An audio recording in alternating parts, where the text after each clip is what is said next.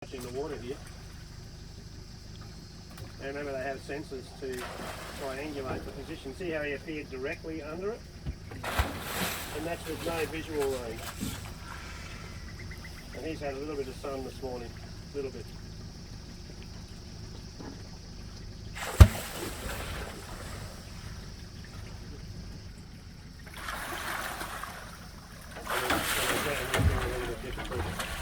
We might just relocate this boat again.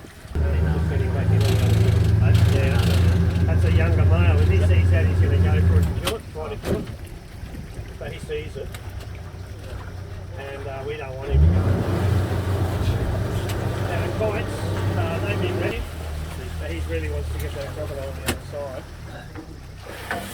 And just like you guys, you don't want other fellas around your girls. Same deal with him. He will not tolerate another male. You can't lawfully go out and eliminate the threat and the potential threat to your females, but he can. So he can go and do that. There's no laws, punishment systems. And remember, he's about 900 kilos. He's a big, healthy crocodile, very healthy animal. They're in very good health here in the river and the wild. Tongue as well while we're doing this, so we'll just lift it up. And he's got a valve across the back of his tongue, which blocks off the water's access to his gullet. Female, it's his female, that's the one that swam across. Which side she is. So this female here, this is Snappy. Now when she comes in, she's going to have to submit to him. So when he gets too close, and submission for a female is raising the head right up and even making what appears to be growling sounds. And he's a darker male, which most of the males this size are dark or black. And she's actually clean. And remember, just because she's a girl doesn't save her from an alpha male. Doesn't in our world either, does it? How many people murder their own family members? Happens a lot more than we'd like, but that's knowingly. Crocodiles do it, they don't understand it. They're actually doing it to their own family. They're just killing what's potentially prey or something in their area they don't want. So he just got that.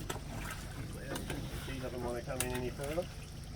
So we'll try and do on the other side as well in a minute. So I'm just going to slide this back through here. How do they actually do it? Well, we actually had him mating near the boat during the July period, and he was mating with her.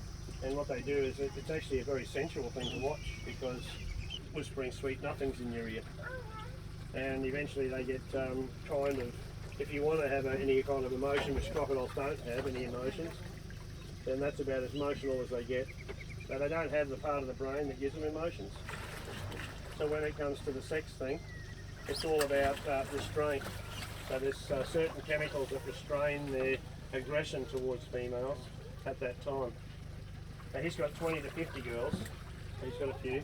And you see how he's lost a tooth on the bottom there on the side, and you can just see the tip of the new one is starting to grow through. And that's why crocodiles are killed. They're not. And when you see him like this and there's no effort to get into the boat or try to turn our boat over or anything, then you start to realise exactly how these animals are. And understand that he's a fully wild saltwater croc. You step off the boat for a second, he'll move faster than lightning till you're dead. There'll be no second chances.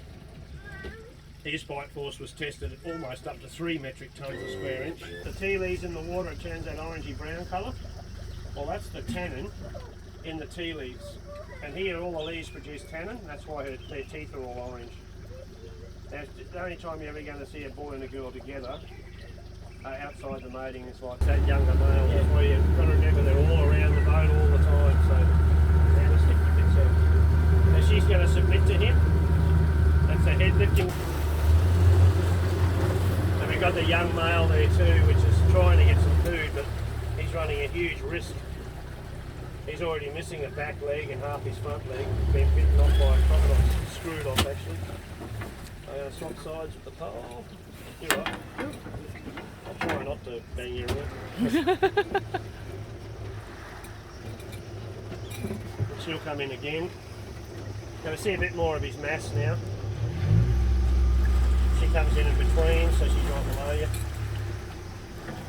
The reason why I do this tour is to try to help you to understand this creature for what it is rather than what you think it is. Just be careful up the bow there, guys. Come back into the boat. Yep. We don't want her coming in there, and if she sees you moving, she may decide to So just bear with me a minute before you move around. Just keep all your movements steady, and we'll try and get her back away from the bow. Just going to come in behind you there for a minute. There we go, it's a bit safer. So you see more of his mass now, but we're still not seeing very much of him. There's a lot more there than we're seeing. He's still got probably more than half of his body mass in the water. And she'd still like the food. And she goes into the warming process again. Don't worry about him, he won't hurt himself. Their skull is like solid concrete, so it's not easy to damage them. They're also impervious to bacteria, so we don't know of any bacteria that infiltrates their system, even when they get a leg torn off. So they can get a leg torn off their body, and they'll be back out looking for food that afternoon without any medical aid. If you have an arm torn out of your body, I give you about 31 seconds to die without medical assistance, because you can't stop the arterial bleeding. Crocodiles have a special enzyme in their blood that slows down and pulls up the bleeding, any massive bleeding loss. The last two pieces. And these close. It is human consumption though, so if you get any of the meat on you, it's not rotten or anything like that. They don't like rotten food, they like fresh food. Contrary to what you've been hearing. And he's energising, but he hasn't got much energy. Now they keep a reserve energy, so they don't want to use that unless it's absolutely necessary. Now we can probably, I'll just slow these down, we can probably get her to jump up on top of him, and he will not respond to her or attack her. Now crocodiles have a 1% life expectancy, so they have a 99% chance of dying any day. Now she didn't even remember he was there right until he moved. Now they love their chicken, they're really into this food source. Now they know the boat by the sound frequency, not the boat noise you're hearing. They can actually detect a particular frequency of the sound, which is unique to this boat only. No other boat on earth has the same frequency. And that's why they'll only come to this boat. You can bring your fishing boat like that, you'll never see a croc all day, and yet they're all around you all day. And you don't see them because they see that as a threat. That sound is an unknown, and unknown things are threats.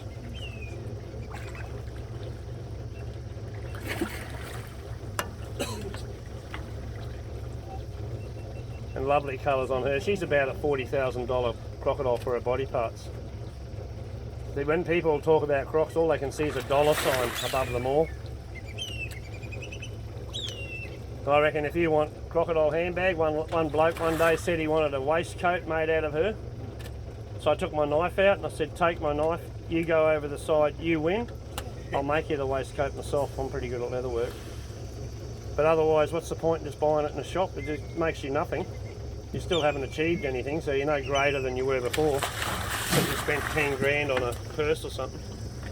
Alright, we'll give him another quick go with this piece, and then we're going to pull the pin and head back. I hope you got plenty of photos. Yeah. And we're going to head back in. Now remember, if you do want to come back out again,